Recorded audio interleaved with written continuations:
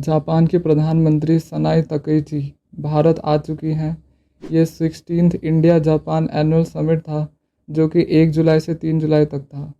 लेकिन इस समिट में आखिर कौन कौन से बड़े फैसले लिए गए हैं, जापान भारत में कितना इन्वेस्टमेंट करेगा और दोनों देशों को इससे क्या फ़ायदा होगा और इसका भारत की अर्थव्यवस्था पर, रोज़गार पर क्या असर पड़ सकता है, आइए इसको समझते हैं। अगर इन्वेस्टमेंट की बात करें तो जापान भारत में $12 बिलियन से ज़्यादा का इन्वेस्टमेंट करेगा। अगर अलग अलग सेक्टर्स में देखें जैसे कि मैन्युफैक्चरिंग सेक्टर, तो मारुति सुजुकी ने अपना नया मेगा प्लांट इनॉग्रेट किया है खारखोड़ा हरियाणा में। ये प्लांट अब सालाना 10 लाख व्हीकल से ज़्यादा प्रोड्यूस करेगा। टोयोटा भी अपना नया प्लांट खोलेगा महाराष्ट्र में। ये अनुमान लगाया जा रहा है कि 2800 से ज़्यादा जॉब्स क्रिएट होंगी और सालाना 1 लाख व्हीकल से ज़्यादा व्हीकल्स प्रोड्यूस हो पाएंगे। अगर हम ग्रीन एनर्जी सेक्टर में देखें तो Bharat Japan compressed biogas initiative के तहत 1000 बायोगैस और ऑर्गेनिक फर्टिलाइज़र प्लांट्स को पूरे देश भर में लगाए जाएंगे। इससे ग्रीन फ्यूल और सीएनजी प्रोड्यूस होगा और इसके प्रमुख उद्देश्य भारत में ग्रीन एनर्जी के प्रोडक्शन को बढ़ावा देना है।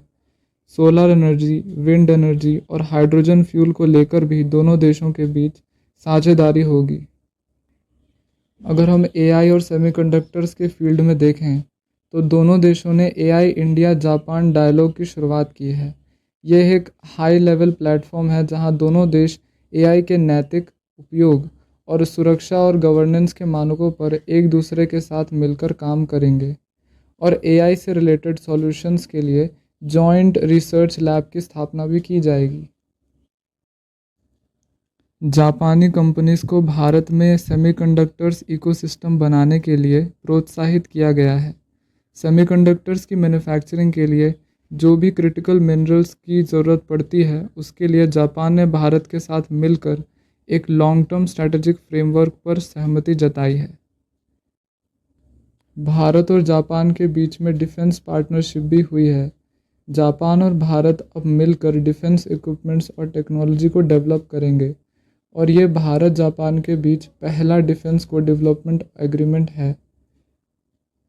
हाई स्पीड रेल कॉरिडोर यानी बुलेट ट्रेन, जैसा कि आपको पता होगा Mumbai Ahmedabad bullet train under construction है और 2028 तक शुरू होने की संभावना है। लेकिन भारत बुलेट ट्रेन को फ्यूचर में पूरे देश में फैलाना चाहता है, इसलिए जापान भारत को इसमें technological related support, infrastructure related support, full support करेगा। इन सभी के साथ जापान ने इस समिट में ये भी कहा है कि अगले 10 साल में हम भारत में $60 बिलियन से ज़्यादा का इन्वेस्टमेंट करेंगे। इससे भारत की इकनॉमी को नई ऊंचाइयां मिलेगी। वैसे आपको इस इंडिया जापान समिट के बारे में क्या लगता है, वो आप हमको कमेंट सेक्शन में ज़रूर बताएं।